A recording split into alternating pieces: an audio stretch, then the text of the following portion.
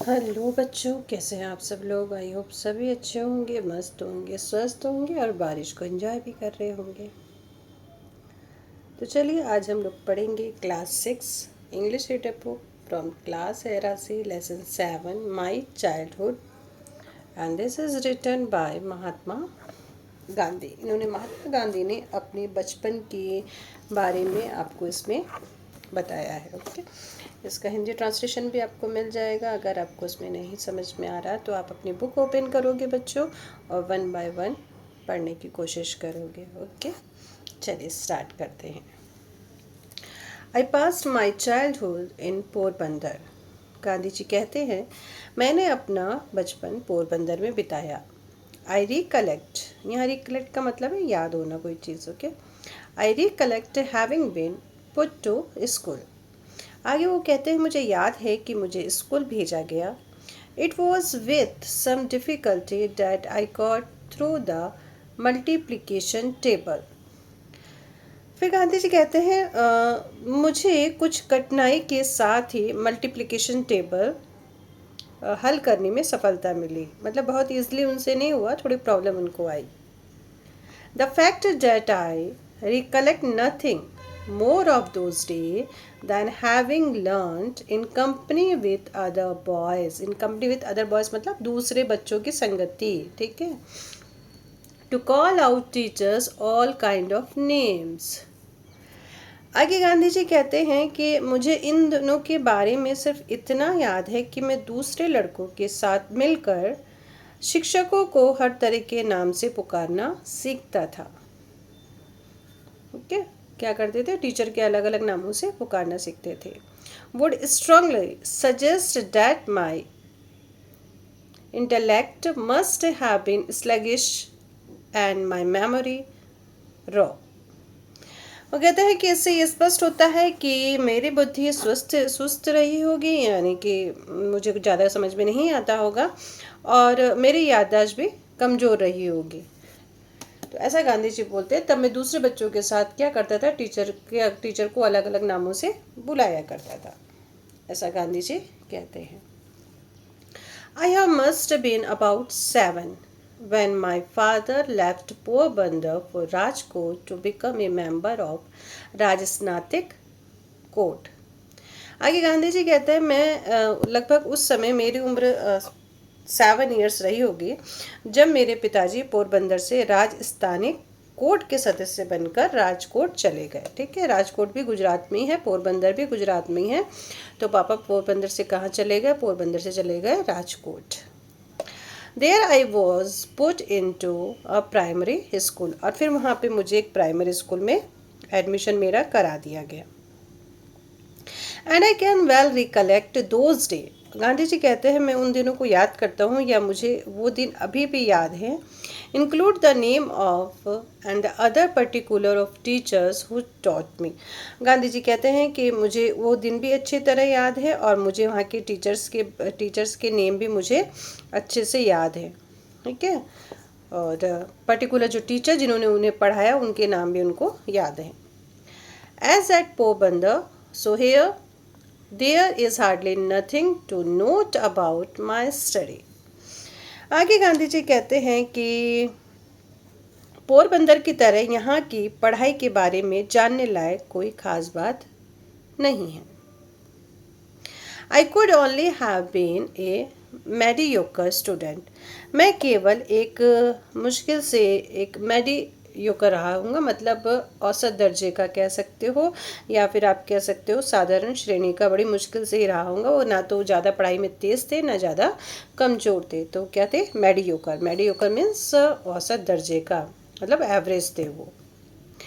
From this school I went to the suburban school.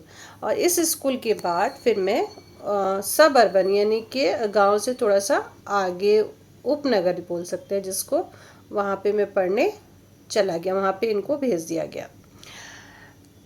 And thence to the high school, उसके बाद वहाँ से high school.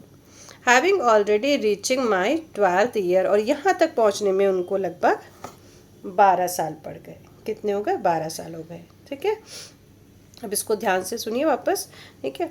Gandhi ji कह रहे हैं कि गांव की पाठशाला से फिर उपनगर की पाठशाला में और वहाँ से फिर हाई स्कूल जाने में, यहाँ तक पहुँचने में 12 वर्ष का समय लगा, यानी कि 12 साल बीत गए।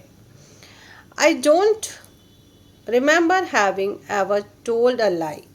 आगे गांधी जी कह रहे हैं कि मुझे याद नहीं पड़ता कि मैंने इस बीच किसी भी समय झूठ बोला हो, ठीक है, मतलब किसी भी समय उन्होंने झूठ बोला हो ऐसा नहीं। ड्यूरिंग हिज शॉर्ट पीरियड इधर टू माई टीचर और टू माई क्लासमेट, ना तो उन्होंने अपने अध्यापकों लोगों से झूठ बोला और ना ही अपने कोई क्लासमेट उससे झूठ बोला, ठीक है। तो उन्होंने किसी को भी धोखा नहीं दिया, किसी को भी झूठ नहीं बोला। I use to be very shy, मैं बहुत ही शर्मीला हुआ करता था, बहुत शर्मीले थे वो, ज़्यादा कम बात करते थे लोगों से। एंड अवॉइडेड ऑल कंपनी, और दूसरे लोगों की जो संगत थी उसको अवॉइड करते थे, ठीक है, मतलब अपने मतलब से मतलब, काम से काम। My book and my lesson व माई सोल कंपेनियंस, कंपेनियन में साथी, मेरी बुक्स और मेरे जो पाठ है, यानी कि जो टीचर्स लेसन देते थे लर्न करने को, वो मेरे अकेले साथी थे, यानी कि वो अपने काम से काम रखते थे।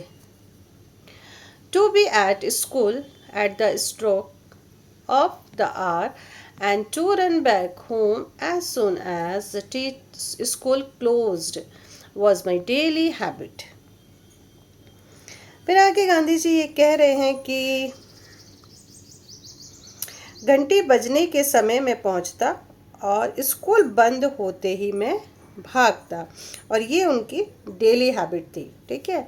It was my daily habit, ये मेरी डेली हैबिट थी, मतलब टाइमली जाना है और टाइमली वापस आ जाना है। I literally ran back because I could not bear to talk to anybody. Gandhi ji कह रहे हैं मैं यह भागने शब्द पे ज़्यादा जोर इसलिए दे रहा हूँ क्योंकि मुझे किसी से बातें करना पसंद नहीं था। I was even afraid lest anyone should poke fun at me. Poke fun at में मतलब होता है मजाक उड़ाने किसी का, और कह रहा साथ ही मुझे ये डर भी लगा रहता था कि कोई मेरा मजाक उड़ाएगा तो। There is an incident which occurred at examination during my first year at the high school. अब आगे गांधी जी कह रहे हैं कि हाई स्कूल के पहले ही साल की एक घटना है, परीक्षा के समय की, ठीक है, एक घटना है। क्या घटना है? Mister Giles the educational inspector, mister Giles educational inspector थे, यानी कि वो शिक्षा विभाग के इंस्पेक्टर थे। Had come on a visit of inspection, वो क्या करने आए? एक जांच करने आए, विजिट करने आए, आते हैं ना ऐसे। He had set us 5 words to write as a spelling exercise, और उन्होंने हम सबको 5 वर्ड इंग्लिश के लिखा है, जैसे कि डिक्टेशन होती है ना, स्पेलिंग उस तरह से लिखा है। One of the word was cattle, उसमें से एक वर्ड कैटल था। I had misspelled it, और मैंने इसकी स्पेलिंग गलत लिख दी। The teacher tried to prompt me with the point of his boot but I would not be prompted, ठीक है। अब टीचर ने तुरंत अपने जूते की नोक दिखाई और उनको इशारा किया। क्या इशारा किया? It was beyond me to see that he wanted me to copy the spelling from my neighbour slate, और वो चाहते थे कि मैं अपने पास वाले की स्लेट से देख के कॉपी कर लूँ, नकल कर लूँ, कैटल की स्पेलिंग सही कर लूँ। For I had thought that the teacher was there to supervise us against copy, पर वो कह रहे हैं मुझे तो ऐसा लगा कि टीचर हमको ये देख के ये कह रहे हैं कि हम दूसरे की जो स्लेट है उसको देखकर नकल ना करें, चोरी ना करें। वो इशारों से ऐसे समझा रहे होंगे, आंखों से कर रहे होंगे, जूते की नोक पे उनको कह रहे होंगे कि इधर से निकल कर लो, लेकिन उनको समझ में आया कि टीचर तो हमको क्या कह रहे हैं कि नकल मत करो। The result was that all the boys except myself were found to have spelled every word correctly. और कह रहे परिणाम ये निकला कि सारे लड़कों की स्पेलिंग सही थी सिवाय मुझे छोड़ के। Only I had been stupid, केवल मैं ही अकेला एक मूर्ख ठहरा, बेवकूफ़ ठहरा। The teacher tried later to bring this stupidity home to me but without effect. और मेरे टीचर ने मेरी बेवकूफ़ी मुझे बाद में समझाई, लेकिन इस पर मुझ पर कोई असर नहीं हुआ। I never could learn the art of कॉपिंग, और मैं नकल करने की जो आर्ट है वो कभी मैं सीख ही नहीं पाया, मुझे नकल करना आया ही नहीं।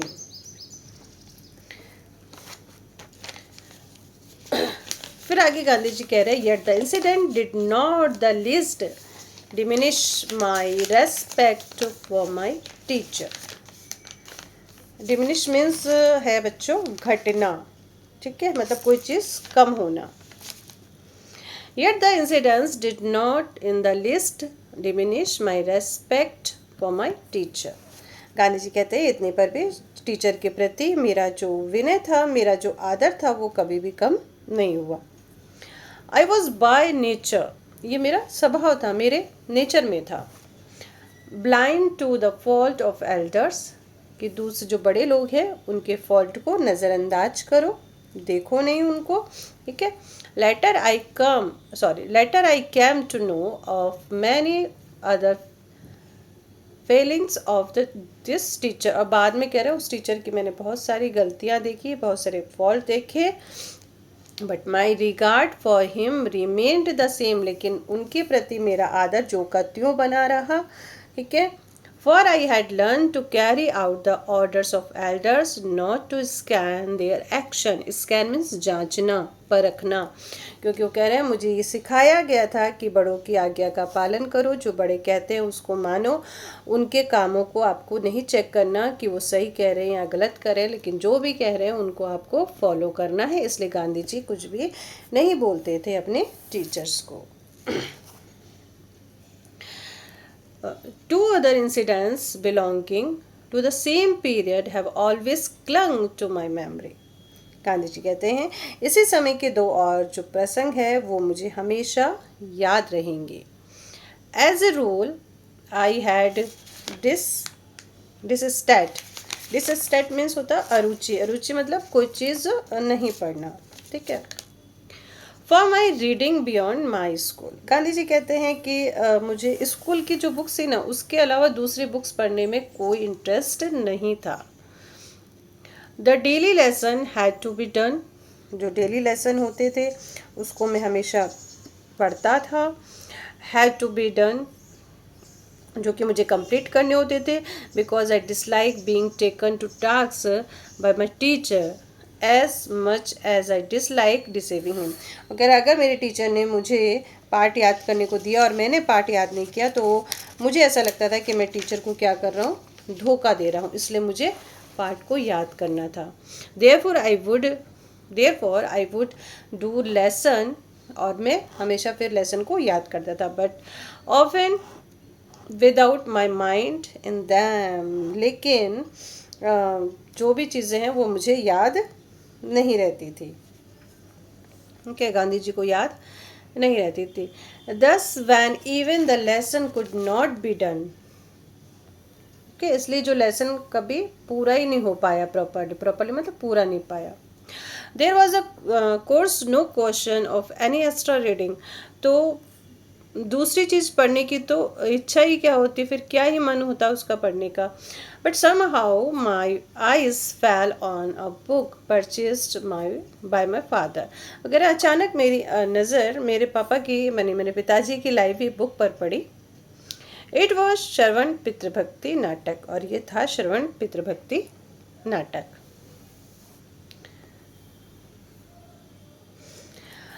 I read it with intense मतलब बहुत ही आप कह सकते हो कि अंदर से जिसकी इच्छा हो जाती है ना पढ़ने की, इंटेंस इंटरेस्ट, और मेरी उसे पढ़ने की इच्छा हो गई उस किताब को।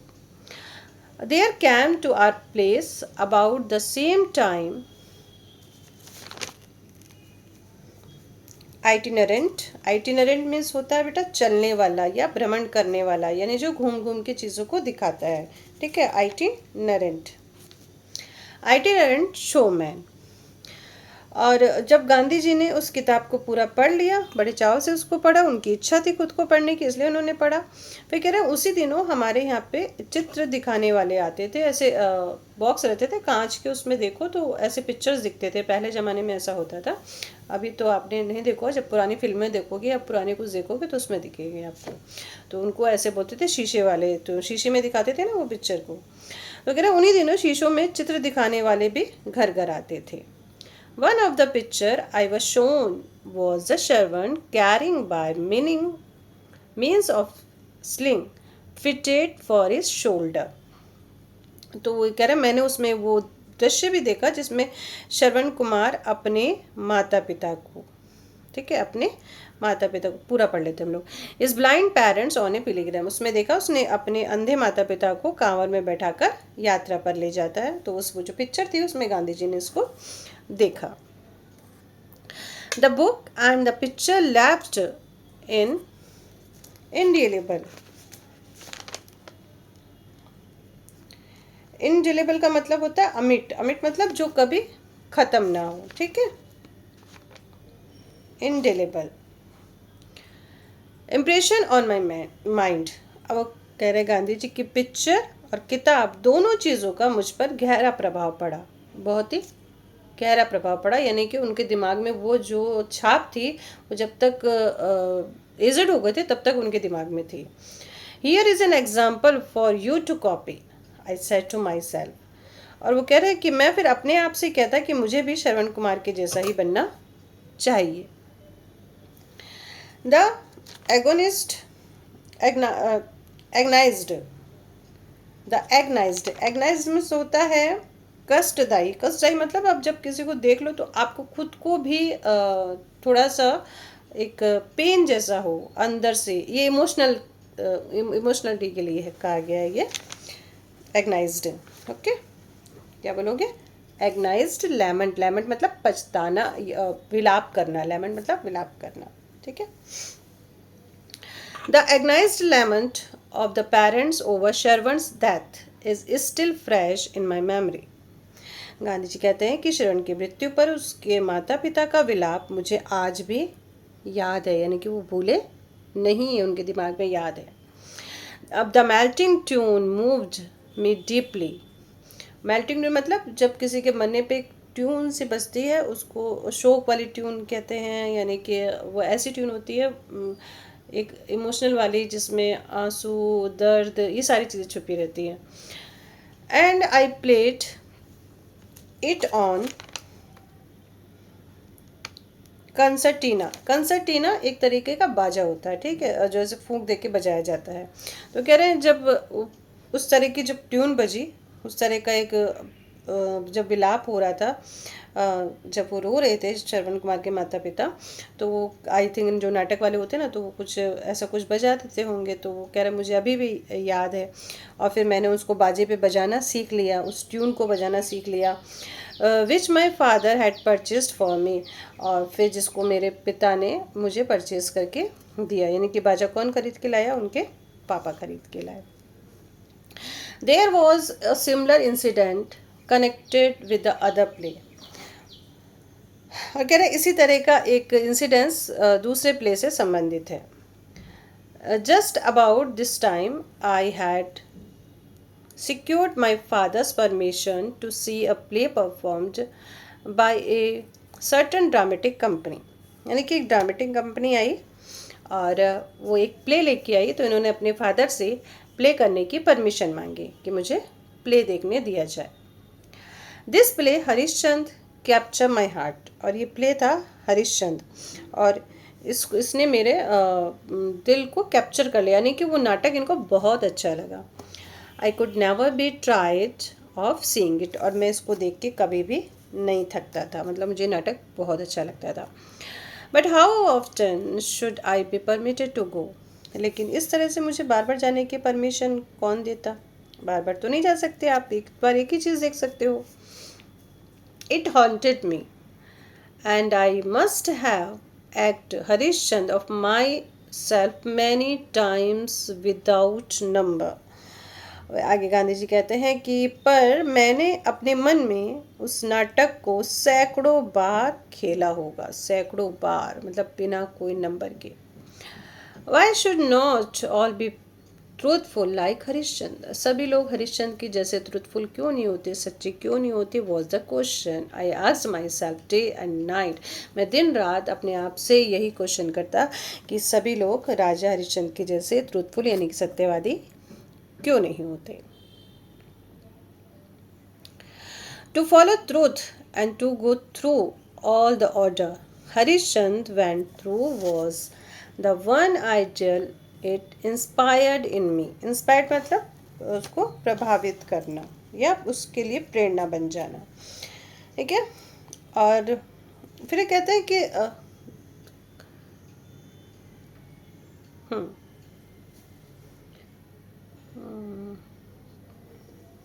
गांधी जी कहते हैं कि हरिश्चंद्र की तरह सब सत्यवादी क्यों नहीं होते, और ये धुन उनको दिन रात बनी रहती, और वो खुद से यही पूछते कि जैसे हरिश्चंद्र पर जैसी विपत्तियां पड़ी वैसी विपत्तियों को भोगना और सत्य का पालन करना ही वास्तविक सत्य है।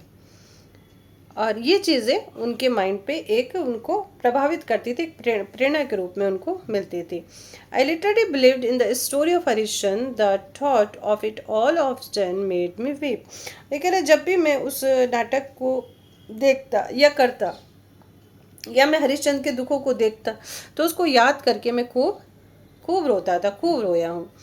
माई common sense tell me that my common sense tell me today that Harishchand and the Sharvan are living realities for me.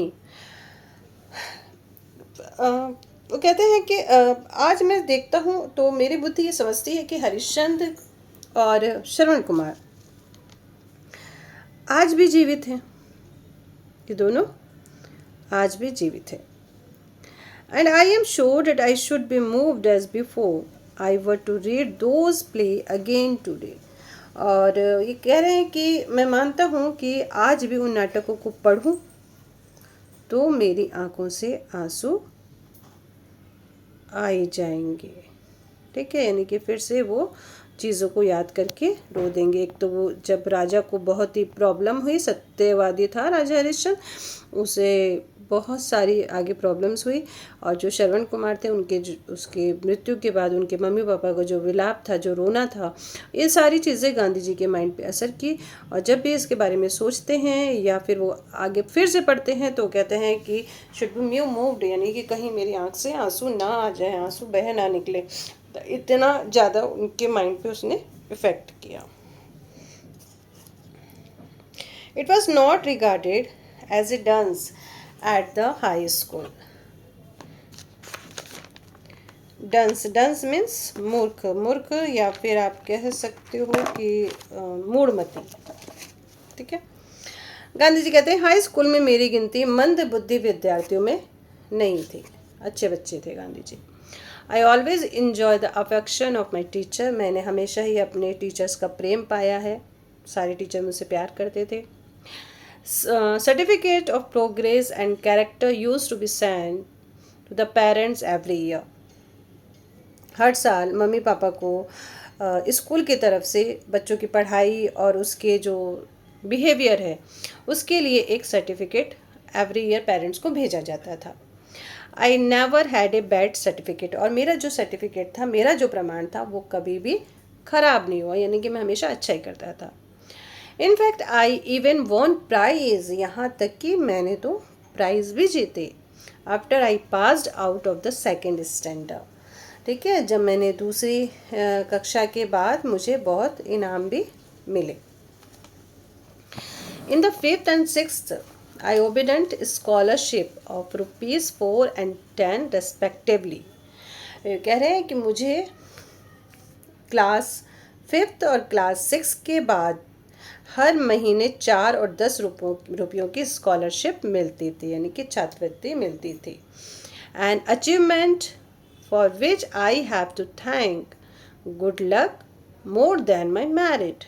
कह रहे इससे तो ये कह रहे कि मैं इसमें अपनी होशियारी से ज़्यादा अपने भाग्य का अंश अधिक समझता हूँ, यानी कि मैं तो एवरेज था, मुझे तो ज़्यादा कुछ पता नहीं था। स्कॉलरशिप मुझे मेरे लक की वजह से ही मिलती थी। For the scholarship were not open to all, लेकिन ये जो स्कॉलरशिप थी ये सबके लिए नहीं थी। ओपन टू ऑल मतलब सबके लिए नहीं थी, but reserved for the best boy amongst those coming from Sorath division of Kathiawar. केवल उन लोगों के लिए थी जो सोराट से आते थे। ठीक है, सोरठ एक जगह का नाम है वहाँ से, तो वहाँ से जो बच्चे आते थे उन बच्चों में जो फर्स्ट आता था, जो सर्वप्रथम आता था, उसके लिए स्कॉलरशिप ये होती थी। And in those days there could be have been many boys from Sorath in the class of 40 and 50। फिर गांधी जी कह रहे हैं यहाँ 40 और 50 की क्लास में सोरठ के देश से आने वाले कितने ही विद्यार्थी होंगे, का मतलब थोड़े ही होंगे, ज़्यादा नहीं होंगे। ठीक है, तो कितने ही होंगे, तो सिर्फ उन्हीं बच्चों को मिलती थी, बाकी किसी को नहीं मिलती थी। माई ओन रिकलेक्शन मतलब फिर से वही चीज़, ठीक है, याद करना, क्या ख्याल आना। My own recollection is that I had not any high regarded for my ability. कह रहे मेरा अपना ख्याल है कि मुझे अपनी होशियारी पे कोई गर्व नहीं था। ठीक है, कोई घमंड नहीं था। I use to be astonished whenever I would prize an scholarship. और मुझे कोई पुरस्कार या फिर कोई स्कॉलरशिप मिलने पर मुझे खुद को आश्चर्य होता था। But I very jealous guarded my character. लेकिन मुझे अपने आचरण के विषय में तो बहुत ही सजग रहना पड़ता था, यानी कि जो मेरा आचरण था वो मेरा गहना था। ठीक है, यानी कि मुझे कोई कुछ भी ना कहे। The least little blemish do tear, blemish मतलब कोई किसी पे जैसे आरोप लगा देना, ब्लेम करना। The least little blemish drew tears from my eyes when I meditate.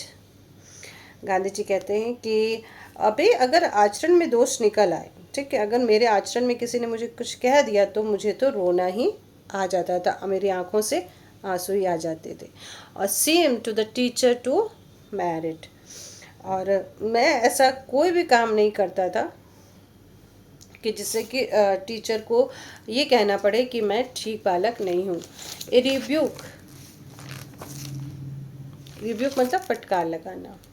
A rebuke it was unbearable for me. अगर टीचर ने मुझे डांटा या उनको मुझे डांटना पड़े तो मेरे लिए तो ये बहुत ही असहनीय हो जाता था, यानी कि मुझे अच्छा नहीं लगता था कि टीचर मुझे डांटे। I remember having once received corporeal punishment। corporeal punishment का मतलब होता है शारीरिक दंड।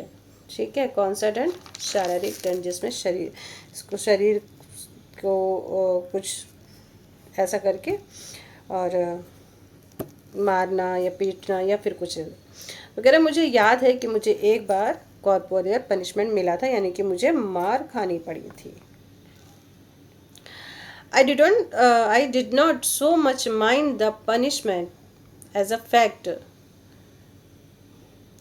that it was considered my desert। Gandhi ji कह रहे हैं कि मार का मुझे दुख नहीं था। ठीक है, गांधी जी कह रहे हैं कि मुझे मार का दुख नहीं था, मार को मैंने माइंड नहीं किया, और बस ये था कि मुझे इस बात का बहुत दुख हो रहा था कि मैं दंड का पात्र माना गया। ठीक है, मुझे क्या माना गया? दंड का पात्र माना गया। तो ये मुझे अच्छा नहीं लग रहा था। मार खाई वो तो ठीक है, लेकिन टीचर ने मुझे गलत समझा तो वो उनको सही नहीं लग रहा था। आई वेप्ट पिटियसली। आई वेप्ट पिटियसली, मैं बहुत ही रोया और मुझे उसका बहुत ही दुख हुआ।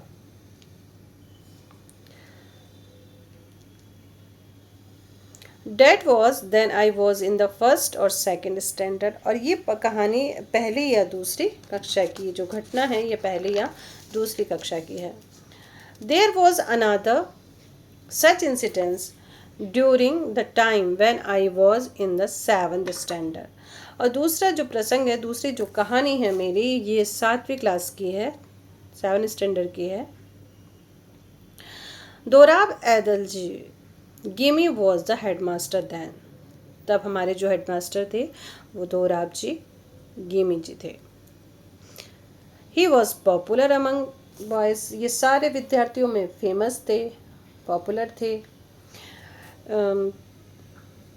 एज ही वॉज डिसिप्लिनियर, और वो कैसे थे, डिसिप्लिनियर थे, यानी कि पूरा डिसिप्लिन में, अनुशासन में रहते थे। ए man of method and good teacher, वो एक अच्छे टीचर भी थे और सबसे नियमों का पालन भी करवाते थे। He had made gymnastic and cricket compulsory for boys of the upper standard. और उन्होंने क्या किया, उन्होंने जो ऊंची क्लास के जो बच्चे थे, हाई स्कूल के जो बच्चे थे, हाई क्लासेस के बच्चे थे, उनके लिए कसरत और क्रिकेट को कंपलसरी कर दिया। यानी कि आपको क्रिकेट और जो ये चीज़ें हैं, क्रिकेट और एक्सरसाइज, ये तो आपको करना ही करना है। तो ये चीज़ें उन्होंने कंपलसरी कर दी। Before they were made compulsory, और वो कह रहे हैं कि उनके कंपलसरी करने के पहले, सॉरी यहाँ से करना है ना हमको, सॉरी, आई डिसलाइक बोथ, और ये दोनों ही चीज़ें मुझे पसंद नहीं थी, ना तो क्रिकेट और ना ही मुझे एक्सरसाइज, दोनों ही पसंद नहीं था। I never took part in exercise, मैंने कभी भी कोई एक्सरसाइज में पार्ट नहीं लिया, क्रिकेट में नहीं लिया, फुटबॉल में नहीं लिया। Before they were made compulsory, जब तक वो कंपलसरी नहीं हुए थे तो मैंने किसी भी चीज़ में कोई भी पार्टिसिपेट नहीं किया। My shyness was one of the reason for this aloofness. Aloofness means होता है बच्चों किसी चीज़ से अलग होना, ठीक है। तो कह रहे हैं इन चीज़ों से अलग होने का रीज़न जो है वो शायद मेरा शाइनेस था, मेरा शर्मीलापन था, जिसकी वजह से मैं इन चीज़ों से दूर रहा। Which I now see was wrong, और अब मैं देखता हूँ कि मैं गलत था। I then had a false notion that gymnastic had nothing to do with education, और ये कह रहे हैं कि पता नहीं उस समय मेरा ये ख्याल था कि शिक्षा के साथ कसरत का कोई भी संबंध नहीं था। मतलब उनके दिमाग में कुछ ऐसा बैठ गया था कि शिक्षा अलग है और एक्सरसाइज अलग है। Today I know that the physical training should have as much place in the curriculum as mental training. बाद में गांधी जी कहते हैं कि बाद में मैं समझा कि विद्या अभ्यास में व्यायाम का अर्थात शारीरिक शिक्षा का मानसिक शिक्षा के समान ही स्थान होना चाहिए, ऐसा गांधी जी बोलते हैं। I may mention however that I was none of worse for abstaining। abstaining means हुआ बच्चों परहेज करना, यानी किसी चीज़ से परहेज करना। abstaining मीन्स परहेज करना। फिर से देखते इस लाइन को। I may mention however that I was none of the worse for abstaining from exercise. Gandhi ji कहते हैं कि कसरत में न जाने मुझे कोई परहेज नहीं हुआ, कोई ऐसी चीज़ें नहीं हुई, कोई ख़राब चीज़ें नहीं हुई। That was because I had read in book about the benefit for long walk in the open air वगैरह, क्योंकि मैंने किताबों में पढ़ रखा था कि घूमने से, वॉक करने से क्या बेनिफिट होते हैं, खुले में, यानी कि खुले हवा में वॉक करने से क्या बेनिफिट होते हैं, ये मैंने किताबों में पढ़ रखा था। And having like the advice, और मुझे ये सलाह जो थी ये पसंद थी और फिर मुझे इसकी आदत भी पड़ गई। I had formed a habit of taking walk which was still remain with me. उसके बाद मुझे घूमने जाने की आदत पड़ गई और ये मेरी अंत तक बनी रही। These walk gave me a fairly and hardy constitution, और इस तरह से जो मेरा ये जो घूमने का, जो टहलने का, ये सारी चीज़ें हैं, ये इसने मेरी जो बॉडी थी उसको पूरा एक सुगठित कर दिया, अच्छा बना दिया। The reason of my dislike for gymnastic was my keen desire to serve as nurse to my father।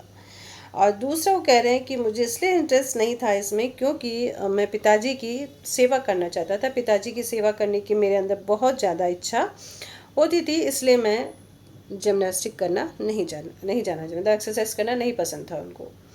As soon as the school closed, जैसे ही स्कूल क्लोज्ड होते, जैसे ही स्कूल बंद होते, I would Hari home and being serving him, मैं जल्दी से घर भागता और अपने पिताजी की सेवा में लग जाता।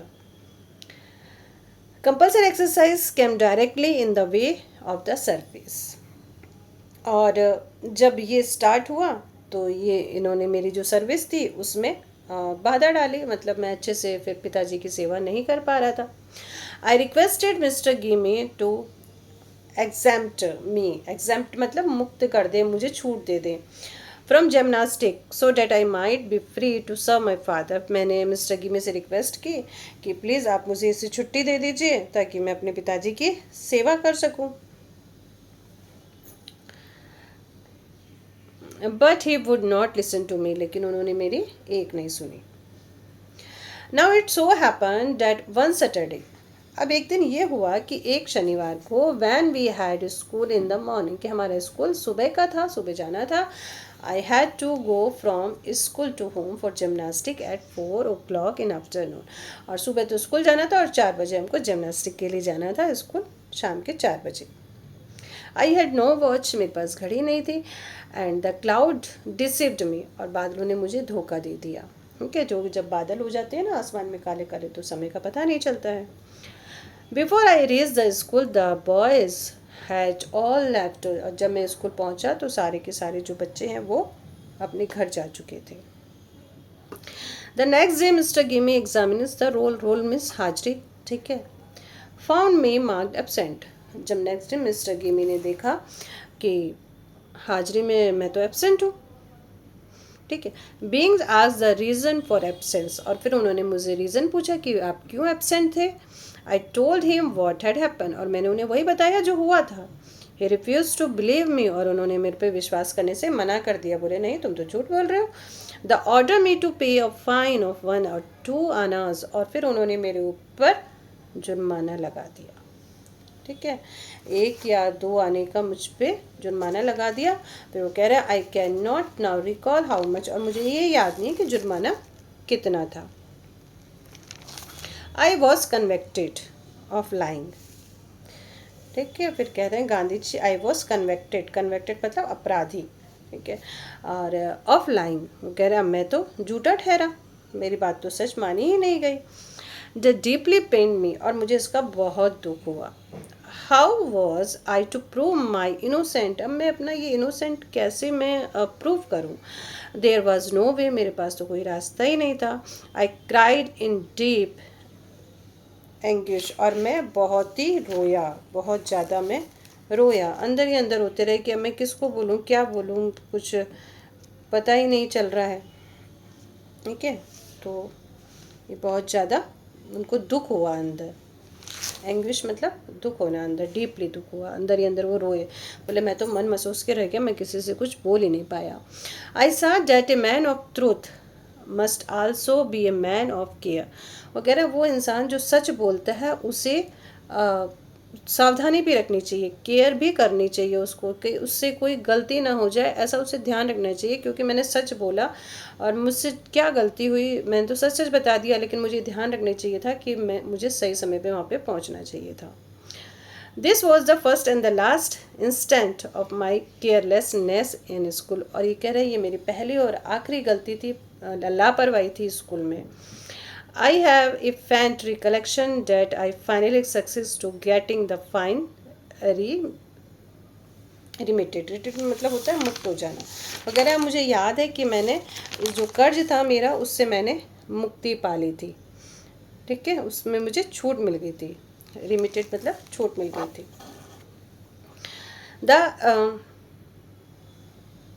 exemption from exercise was course obedient as my father wrote himself to the headmaster saying that he wanted me to at home after school. और उसके बाद मैंने कसरत से तो मुक्ति ही पा ली। मेरे पापा ने यानी मेरे पिताजी ने हेडमास्टर को एक लेटर लिखा और वो उन्होंने ये लिखा कि स्कूल के समय के बाद वो मेरी उपस्थिति यानी कि मेरी प्रेजेंस अपनी सेवा के लिए करना चाहते हैं। तो मुझे फिर एक्सरसाइज से छुट्टी मिल गई। बट दो I was none was worse of having neglecting exercise, लेकिन शरीर को व्यायाम न देने की गलती के लिए तो शायद मुझे सज़ा नहीं भोगना पड़ा।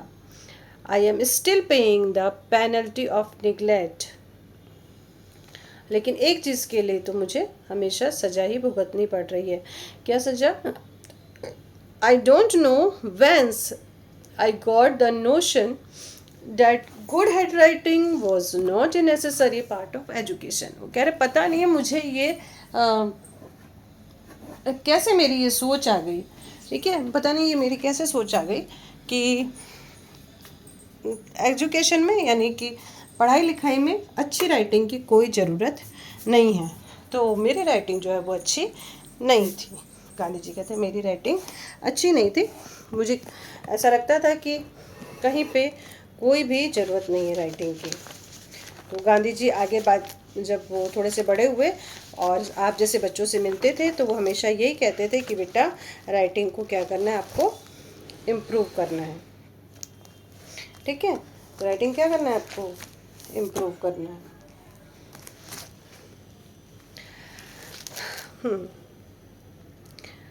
अब आगे के चलते हैं हम लोग। 2 more रेमिनेंसेस मतलब होता है स्मरण, स्मरण मतलब कोई चीज़ याद आना, okay. 2 more reminiscences of my school day was worth reading. और कह रहे स्कूल के समय के 2 और भी चीज़ें हैं जो वो मुझे याद है। I had lost 1 year because of my marriage. मेरे ब्याह के कारण यानी कि मेरी शादी के कारण मेरा 1 साल खराब हो गया। पहले शादी जो है वो बचपन में ही हो जाया करती थी। अगर मेरी शादी के कारण मेरा 1 साल खराब हो गया। And the teacher wanted me to make good the loss. और बाय स्किपिंग द क्लास। और वो फिर वो मेरा जो साल बचाने के लिए मेरे टीचर चाहते थे कि मेरा साल खराब ना हो, ठीक है। तो उसे बचाने के बाद दूसरी कक्षा के टीचर ने मेरे सामने रखी।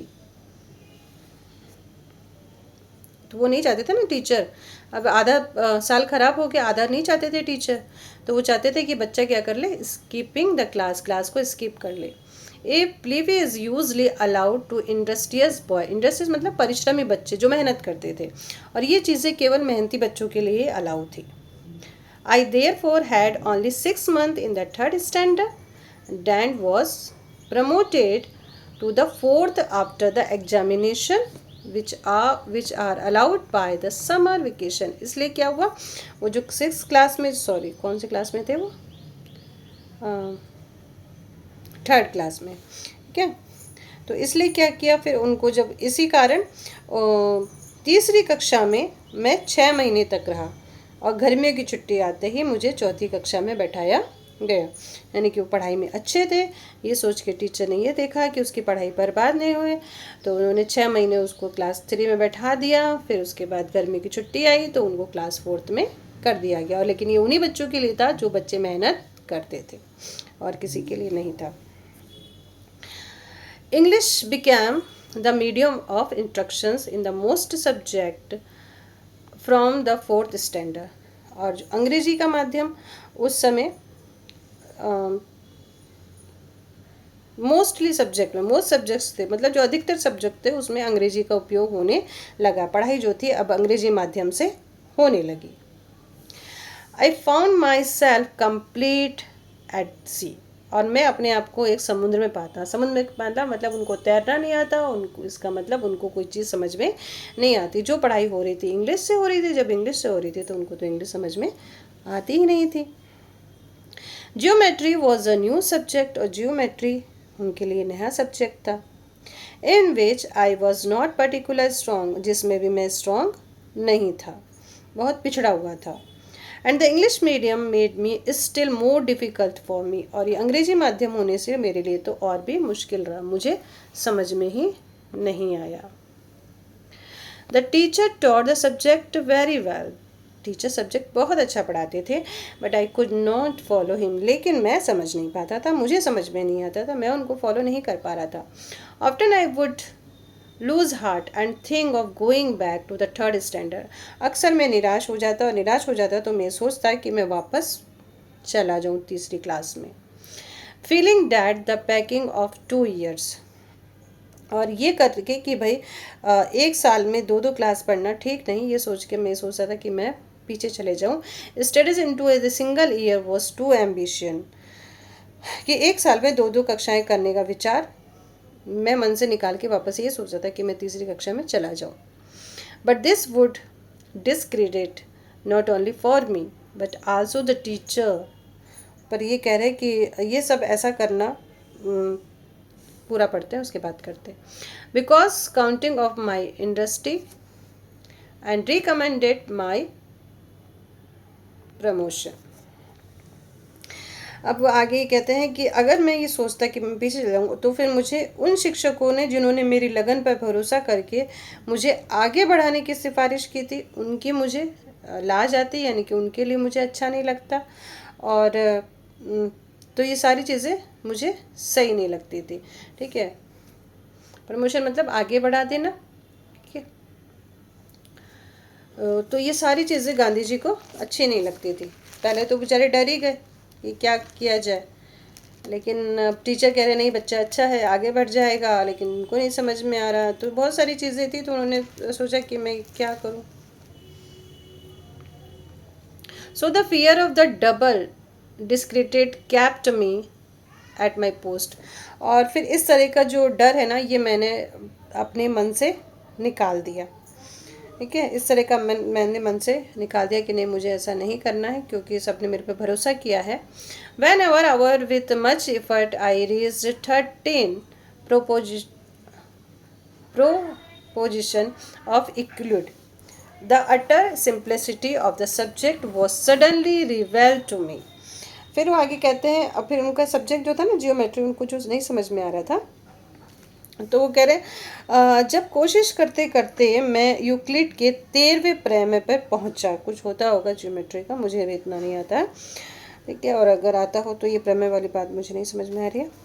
पहुंचा तो अचानक मुझे ये पता चला कि ये तो बहुत ही इजी है, बहुत ही सिंप्लिसिटी है। A subject that only required a pure and the simple use of one's reasoning power could be not be difficult। वो कह रहे हैं कि इसमें कोई कठिनाई नहीं है, इसमें तो सीधा सीधा क्या करना है, बुद्धि का प्रयोग करना है, और फिर ये आपके लिए बहुत ही इजी है। Ever since that the time geometry has been the बहुत easy and interesting for me, और उसके बाद जो था जियोमेट्री मेरे लिए हमेशा ही एक सरल सा और इजी सा सब्जेक्ट बना रहा। संस्कृत हाउएवर प्रूव्ड ए हार्डर टास्क, और संस्कृत ने मुझे बहुत परेशान किया, संस्कृत मेरे लिए बहुत हार्ड थी। In geometry there was nothing to memorize, geometry में कुछ भी चीज़ याद करने के लिए नहीं थी, वेयर इज इन संस्कृत, लेकिन संस्कृत में सारी चीज़ें याद करनी पड़ती थी। I thought everything had to be learned by heart. ठीक है, और मुझे लगता था कि जो संस्कृत है उसमें तो सब रटनों पे ही होता है, यानी कि सारी चीज़ें रटना ही पड़ता है। This subject also was common set from the 4th class, और ये सब्जेक्ट भी है ना क्लास 4th में आ गया। ठीक है, ज्योमेट्री भी आ गई और संस्कृत भी आ गई। As soon as I enter in 6, जैसे ही मैं क्लास 6 में चला गया, आई बिकम डिसहार्टेंडेंट। ठीक है, तो मैं तो बहुत ही मतलब निराशा हो गया, मैं बहुत हार गया, मैं बहुत सारी चीज़ें नहीं हो रही थी उनके लिए। The teacher was a hard task master, teacher बहुत ही कड़े मिजाज के थे। ठीक है, कौन से टीचर थे ये? संस्कृत के टीचर, ठीक है, वो बहुत ही कड़े मिजाज के थे। Anxious as I thought to force the boy, और वो बहुत ही प्रेशर देते थे बच्चों को सिखाने के लिए, संस्कृत सिखाने के लिए। There was a sort of rivalry going on between Sanskrit and Persian teacher. Persian और टीचर पर एक छोटी सी होड़ लगी रहती थी कि किसके बच्चे ज़्यादा आगे होंगे, संस्कृत वालों के होंगे कि फारसी वालों के बच्चे होंगे। The Persian teacher was lenient. Lenient मतलब बहुत ही क्या बोलेंगे हम लोग,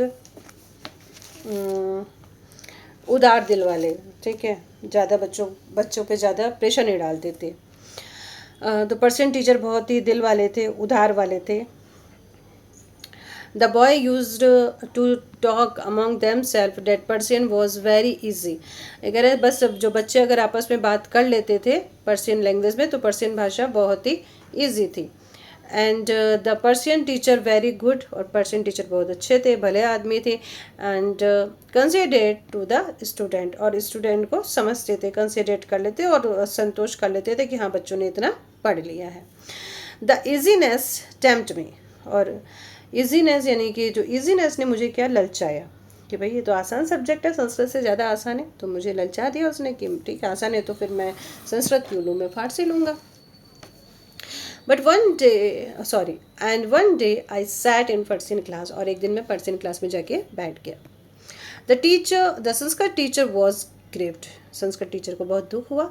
ही called me to his side, उन्होंने मुझे अपने पास बुलाया और कहा, क्या कहा, how can you forget that you are the son of a Vaishnava father. अगर तुम कैसे भूल सकते हो कि तुम एक वैष्णव फादर के सन बेटे हो, ठीक है, वैष्णव मतलब जो वैष्णव धर्म से संप्रदाय से रखता है, तो तुम उसके बेटे हो तुम। Wouldn't you learn the language of your own religion, क्या तुम अपने धर्म की भाषा सीखना नहीं, अपने धर्म की भाषा नहीं सीखोगे। If you have any difficulty, अगर तुम्हें कोई परेशानी है, कोई कठिनाई है, why not come to me, तो तुम मेरे पास क्यों नहीं आते, मुझे क्यों नहीं बताते। I want to teach you student Sanskrit to best of my ability, और मुझसे जितना बन सकता है, जितना से जितना बन सकता हो, अपनी एबिलिटी से भी ज़्यादा मैं तुम लोगों को सब स्टूडेंट को सिखाना चाहता हूँ। एज यू प्रोसीड फर्दर, और जब तुम इसमें आगे जाओगे, you will find in it things of observing interest, और तुम्हें इसमें और ज़्यादा आनंद आएगा और ज़्यादा तुम इसको समझने की कोशिश करोगे। You should not lose heart, तुम्हें इस तरह से अपना लूज़ हार्ट नहीं करना चाहिए, इस तरह से कोशिश नहीं हारनी चाहिए। Come and sit again in the Sanskrit class, अब तुम आओ वापस और अपनी संस्कृत क्लास में बैठो, संस्कृत सीखो तुम। The kindness put me to shame, और इस तरह जब टीचर ने कहा तो मुझे अपने आप ही शर्म आ गई। आई could not disregarded my teachers affection, मैं अपने टीचर की प्रेम की अवगणना नहीं कर सकता था, उनका अपमान नहीं कर सकता था। Today I can not but think with gratitude of Krishna Shankar Pandya, और आज मेरी आत्मा कृष्ण शंकर पांडे मास्टर जी का उपकार मानती है। फॉर किसके लिए, if I had not acquired the little Sanskrit that I learned then, I should have found it difficult to take any interest in our scared book. Scared book मतलब जो हमारी किताबें ना, धार्मिक किताबें, रामायण महाभारत, ये सब धार्मिक किताबें, तो वो सारी संस्कृत में ही रहती हैं। तो कहते हैं कि मैं उन सर का उपकार मानता हूँ जिन्होंने मुझे संस्कृत सिखा दी, क्योंकि जितनी संस्कृत में उस समय उनसे सीख पाया, उतनी भी अगर सीखा होता, मतलब सीख लिया होता, तो आज संस्कृत शास्त्रों में मैं जितना रस ले पाता हूँ, मतलब जितनी रुचि ले पाता हूँ, उतना ले ना पाता अगर मुझे उन टीचर ने संस्कृत ना पढ़ाई होती। In fact, I deeply regret that I was not able to acquire a more through knowledge of the language, because I was since realized every Hindu boys and the girls should possess sound Sanskrit learning. आगे वो कहते हैं कि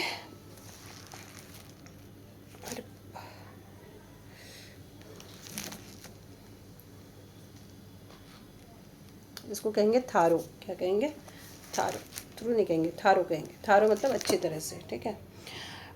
फिर आगे गांधी जी कहते हैं कि मुझे तो इस बात पर पश्चाताप होता है कि मैं अच्छे से संस्कृत सीख नहीं सका और अच्छे से नहीं सीख सका, क्योंकि मैं समझ और ये कह रहा आगे मैं ये समझ भी गया हूँ कि कोई भी हिंदू लड़का हो या लड़की, उनको संस्कृत का अभ्यास किए बिना नहीं रहना चाहिए। इसका मतलब उनको संस्कृत सीखनी चाहिए। संस्कृत सीखना बहुत ही ज़रूरी है। ऐसा कौन कहता है? ऐसे हमारे गांधी जी कहते हैं। ठीक है। और जब आप संस्कृत सीख जाओगे तो अपने जो ग्रंथ हैं, आपके जो वेद हैं, पुराण हैं, इनको आप इजीली समझ सकोगे, इनका सार आप समझ सकोगे। It is now my opinion that in all Indian curricula of higher education there should be a place of Hindi, Sanskrit, Persian, Arabic and English beside of the course vernacular। और वो कह रहे हैं अब तो ये मानता हूँ कि भारतवर्ष में उस शिक्षा के पाठ्यक्रम में मातृभाषा के अतिरिक्त राष्ट्रीय भाषा हिंदी, संस्कृत, फारसी, अरबी ये सारी भी होनी चाहिए। ठीक है। वर्नाकुलर मतलब होता है मातृभाषा, तो मातृभाषा के अलावा Hindi, Sanskrit, Persian, Arabic, English ये भाषा भी होनी चाहिए। This big list needed for 50 fight an anyone. और ये इतनी बड़ी लिस्ट देख के, इतनी सारी जो भाषाओं की लिस्ट देख के किसी को डरना नहीं चाहिए। If you are education were more systematic, अगर आप कोई भी एजुकेशन को सिस्टमेटिक ढंग से कर लोगे, पढ़ लोगे, and the boys free from burden of having to learn their subject through the foreign medium, तो बच्चों के लिए दूसरी भाषा जो भाषा है वो सीखना अब कोई बर्डन नहीं होगा, कोई बोझ नहीं होगा। आई एम श्योर लर्निंग और this language will be not be an अरिक्सम। अरिक्सम मतलब होता है चिड़चिड़ाने वाला। तो वो चीज़ें हैं ना, चिड़चिड़ाने वाला टास्क नहीं रहेंगी, दूसरी भाषाएं आप इजीली सीख जाओगे। बट ए परफेक्ट प्लीजर, और एक अच्छे ढंग से। A scientific knowledge of one language makes knowledge of the other language comparatively easy। और ये कहता है कि जो एक व्यक्ति एक भाषा को शास्त्रीय पद्धति से सीख लेता है तो उसके लिए दूसरी का ज्ञान सुलभ हो जाता है। यानी कि हमें सब तरह की भाषाएं पढ़नी चाहिए। सभी भाषाएं एक दूसरे से मिलती जुलती है, कोई चीज़ से अलग नहीं है, लेकिन हाँ पढ़ने का एक सिस्टम होना चाहिए। ठीक है। तो थोड़ा सा लेंदी था ये, और गर्मी की वजह से वर्ड्स इधर उधर हो गए हो तो बेटा आई एम सो सॉरी। मुझे फ़ैन को ऑफ करके ही बोलना पड़ता है, नहीं तो फ़ैन की आवाज़ आती रहती है। ठीक है। अभी भी इधर उधर से कहीं आवाज़ें आ रही होंगी तो I am so sorry for it. कहीं अगर गलती हो गई तो भूल चूक माफ़। और इसका हिंदी ट्रांसलेशन आपको मिल जाएगा। अगर नहीं समझ में है अपनी बुक ओपन करिएगा और उसको देखिएगा। तब तक के लिए बाय बाय, फिर मिलेंगे।